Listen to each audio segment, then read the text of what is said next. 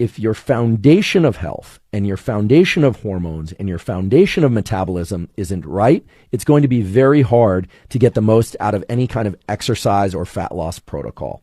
The calories burned portion is strongly influenced by a number of things that you can control that can greatly accelerate or increase the amount of adipose tissue or the proportion of adipose tissue that you burn in response to exercise and food. Neurons connect to your body fat and can change the probability that that body fat will be burned or not. And I'd probably come under a pretty considerable attack if I didn't just acknowledge up front a core truth of metabolic science and also of neuroscience, frankly, which is that calories in versus calories out, meaning how many calories you ingest versus how many calories you burn, is the fundamental and most important formula in this business of fat loss and weight management in general.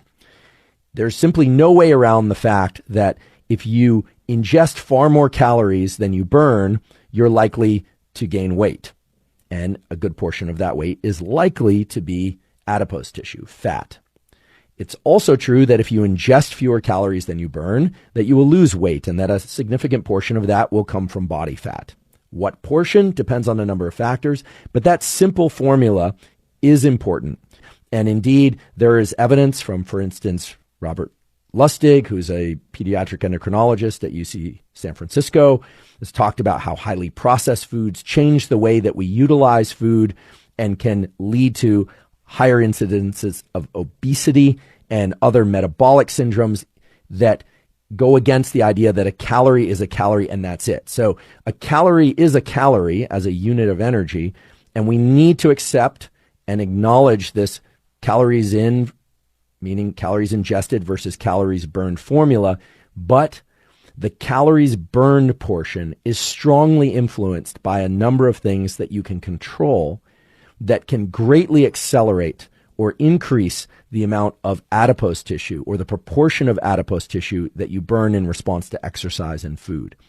So your hormones are important.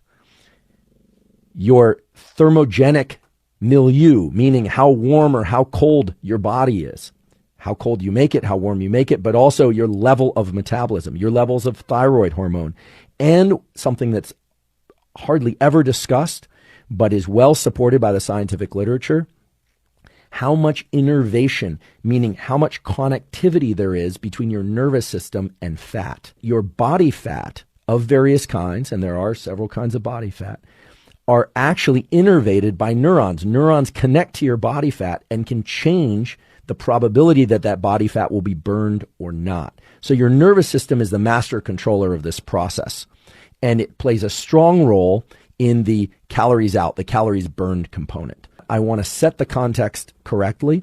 If your foundation of health and your foundation of hormones and your foundation of metabolism isn't right, it's going to be very hard to get the most out of any kind of exercise or fat loss protocol. There are a couple bins, a couple items that you should make sure you're getting correctly. And if you're not perfect about these, don't worry about it. Most people are not perfect about them. I'm certainly not perfect about them.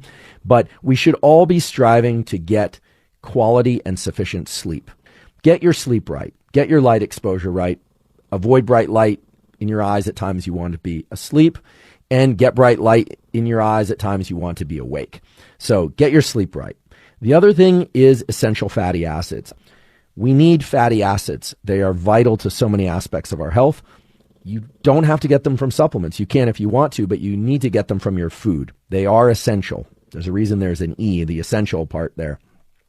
Of the fatty acids, there are multiple kinds, but for the antidepressant effects, or the levels of fatty acids that will promote good mood and also healthy metabolism, and will start to shift the needle in the right direction on blood-borne cardiovascular factors, the key thing is to get the levels of EPA that you ingest above 1,000 milligrams per day. So that doesn't mean just taking 1,000 milligrams or more of, say, fish oil or krill oil or whatever your preferred source is.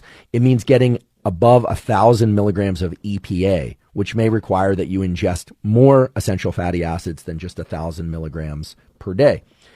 That, of course, can be done through food sources. things like fatty fish, or if you're not into eating fish, you have quality meats that are grass raised can do that. There are other sources of essential fatty acids, of course, also from plant sources. So look those up online. It's really easy to find, but the research in the literature shows that you want to get above 1,000 milligrams of EPA per day, because that's when you can best support your metabolism and position yourself for good fat loss. As well, for people who have cravings issues, that you have neurons in your gut that are craving, they're seeking essential fatty acids, and they're craving and seeking amino acids from your food. Now, these are not supplements that they crave per se. They're craving those things because that's what your body needs and your brain needs. But those same neurons will respond to sugars. And so many people who are craving sugar can satisfy that sugar craving by giving the neurons, so to speak, what they actually want, which are amino acids and essential fatty acids. That includes EPA, but also things like glutamine, an amino acid that can really reduce sugar cravings if you take a teaspoon of that or even a tablespoon of that a few times a day. You have to ease into that a little bit because some people can get a little bit of GI distress from too much glutamine, but glutamine has also been shown to improve symptoms of leaky gut. It's a powerful amino acid. And yes, you can also get it from food. Things like cottage cheese are high in glutamine, etc. And then finally, you can't really position yourself to have a strong metabolism if your iodine levels aren't correct and your thyroid levels aren't correct. You can overdo iodine, so you don't want to do that. A lot of table salt has iodine added to it, but some people need to add iodine by ingesting things like kelp, etc. But one of the best ways to support the thyroid system and metabolism in general is to make sure you're getting enough selenium, sometimes called selenium, each day. Simple way to do that is to ingest the highest concentration of selenium food that I'm aware of, which is Brazil nuts. 1 or 2 or 3 of those per day, you'll have more than enough selenium to meet the thyroid needs. You don't want your selenium to be too high. You don't want a diet too high in anything. So again, sleep, sufficient EPAs, glutamine if you have issues with leaky gut or sugar cravings can really help. Get your gut microbiome right. I may have missed saying that, but get your gut microbiome right. That does not necessarily mean you need to ingest probiotics.